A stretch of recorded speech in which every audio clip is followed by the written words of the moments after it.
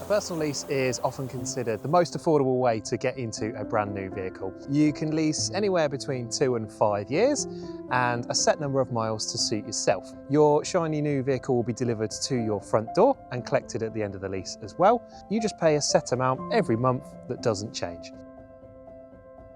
Included within your lease is delivery and collection.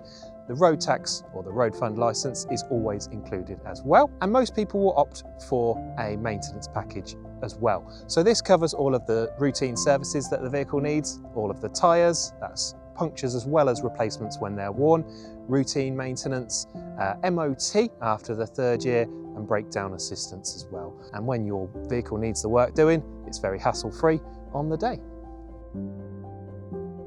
So when a customer makes an inquiry with us, either on the website or the phone or any of our social media, we'll talk to them about their requirements, what they're comfortable spending, as well as the term and mileage and when they need a vehicle for. Once we've found the right vehicle, or if that customer knows exactly what car they want and what colour they want it in, we will produce a quote. Using our panel of funders, we'll obviously go to the most appropriate and the most affordable funder for them.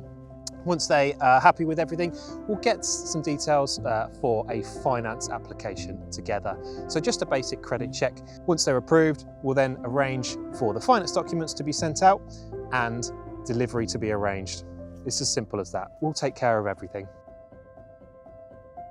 One of the common misconceptions about leasing a vehicle is that at the end of the lease, the vehicle needs to be returned in an immaculate condition. That's not always the case. There's a set fair wear and tear guide which we go by. This allows your vehicle to have signs of life on it. It's not going to be perfect condition when you hand it back after, say, 4 years with 40,000 miles on it.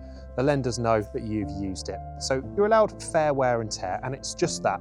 It's not designed to impose large penalties at the end.